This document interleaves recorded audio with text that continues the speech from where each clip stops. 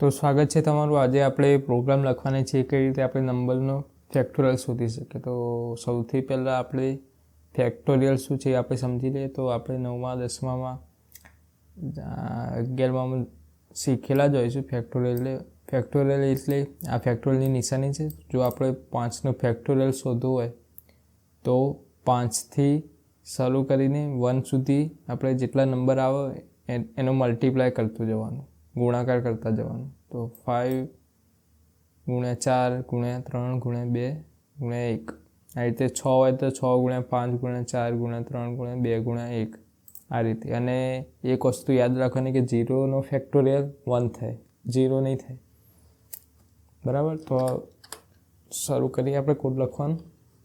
તો સૌથી પહેલાં આપણે લાઇબ્રેરી કોલ કરી દઈશું।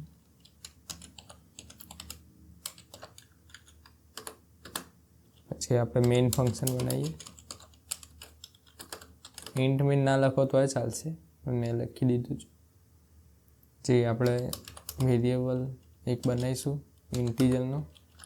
પછી પ્રિન્ટએફ એટલે આપણે પ્રિન્ટ કરાવીશું ટર્મિનલ ઉપર એન્ટર એ નંબર।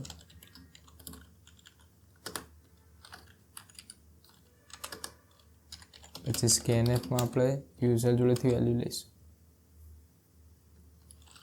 એના માટે સૌથી પહેલાં %d એટલે ઇન્ટીજરમાં આપણે વેલ્યુ યુઝર જોડેથી લઈ રહ્યા છીએ, એના માટે %d નો યુઝ થશે।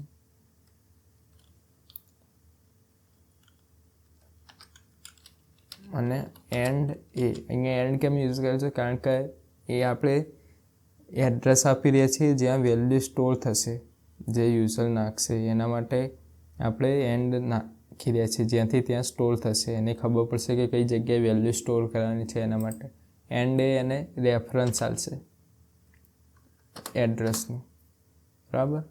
તો એને નાખી દીધું। હવે આપણે એક ઇન્ટીજર બનાવીએ આઈ, જે લૂપમાં ટ્રાવર્સ કરશે, ફેરવશે લૂપને। તો આપણે ફોર લૂપ બનાવી દઈએ। ફોર i = 1 i આપણે a કરીએ, અને જ્યાર સુધી i <= 1 i આપણે ઊંધા જઈ લે છે, એટલે સૌથી પહેલાં એ ની વેલ્યુ લેશે।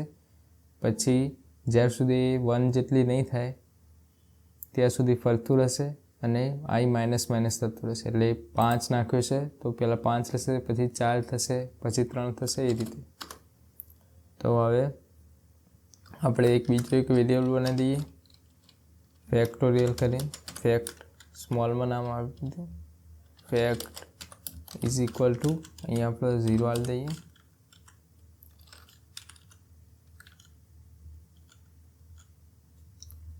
વન આપી દઈએ, કારણ કે આપણે ગુણાકાર સ્ટોર કરવાનું છે, એટલે જો 0 આપીશું તો 0 × 5 થઈ જશે, તો 0 થઈ જશે, એટલે 0 જ આવી જશે આન્સર। તો અહીંયા આપણે ફેક્ટોરિયલ = 1 કર્યું, અને હવે આપણે શું કરીશું? ફેક્ટોરિયલ * i એટલે 1 × 5 થશે। પછી 5ની વેલ્યુ ફેક્ટોરિયલમાં સ્ટોર થઈ જશે। પછી જ્યારે i 4 થશે તો અહીંયા 5 હશે વેલ્યુ, અને અહીંયા 4 હશે, તો 5 × 4 20 થશે। પછી એ 20 આમાં સ્ટોર થઈ જશે। પછી 3 આવશે તો 20 × 3 થશે, અને એ વેલ્યુ ફેક્ટોરિયલમાં સ્ટોર થઈ જશે। એ રીતે ચાલતું રહેશે। અને અહીંયા આપણે એક પેલી કન્ડિશન નાખી દઈએ કે જો 0 હોય તો ફેક્ટોરિયલ એનો 1 થશે, અને પ્રોગ્રામ એન્ડ થઈ જશે। તો if a = 0 printf %d is factorial of 0 is 1, બરાબર થઈ ગયું। હવે આપણે આ ફોર લૂપની પતી જશે, જ્યારે એ 1 સુધી પહોંચી જશે ત્યારે એન્ડ થઈ જશે। અને આપણે પ્રિન્ટ કરાવી દઈશું જે વેલ્યુ ફેક્ટોરિયલમાં સ્ટોર થઈ હશે એ રહી, એ એની ફેક્ટોરિયલ વેલ્યુ હશે. તો printf ફેક્ટોરિયલ ઓફ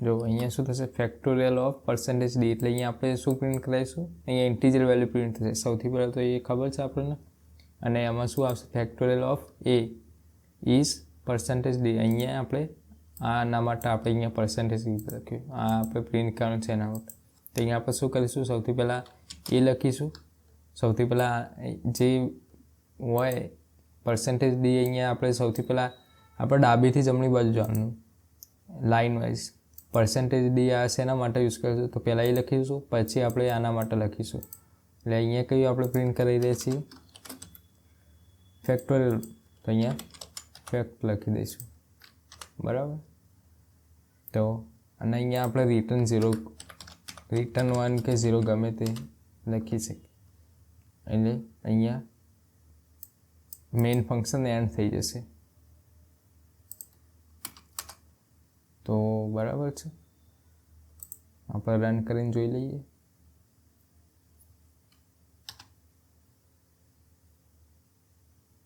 ઓકે અહીંયા પ્રિન્ટ f આવશે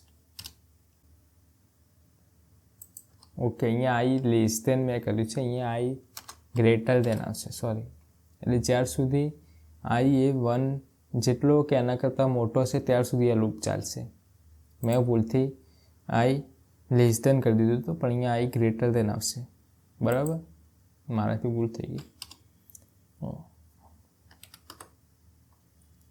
5 આવી ગયું 120 5નો ફેક્ટોરિયલ 120 5 × 4 5 × 4 20 20 × 3 60 60 × 2 120 અને 120 × 1 1 હવે આપણે 0 નાખીને પણ ચેક કરી લઈએ તો અહીંયા 0 આવી ગયું ફેક્ટોરિયલ ઓફ 0 ઇઝ 1 પણ નાખીને જોઈ લઈએ 1નો 1 જ રહેશે બરાબર તો થઈ ગયું આ કોડ આ અહીંયા ફોર લૂપમાં આપણે અલગ રીતે ચર્ચા આમ તો નોર્મલી આપણે અહીંયા i = 1 કરીને i less than equal to આપણે જ્યાં સુધી બરાબર ત્યાર સુધી કરતા હતા પણ આપણે આ ઉલટું લૂપ ચલાવ્યું છે i માઇનસ થઈ રહ્યું છે આપણે સીધું પણ કરી શકીએ જો આપણે એ કરીને પણ જોઈ લઈએ તો અહીંયા આપણે સૌથી પહેલાં i = 1 કરીશું અને જ્યાર સુધી i less than equal to a i ++ આ રીતે પણ ચાલી જશે જો આપણે એ રીતે પણ કરી જોઈએ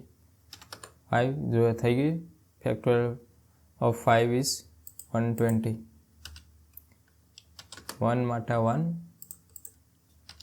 0 માટે તો જોઈ લીધું હતું આપણે મોટી વેલ્યુ 9 થઈ ગયું જો આવી ગયું બરાબર આપણે સીધું પણ કરી શકીએ ઉલટું પણ કરી શકીએ આ વધારે સિમ્પલ છે બરાબર થઈ ગયું તો ચલો ખબર પડી ગઈ ધન્યવાદ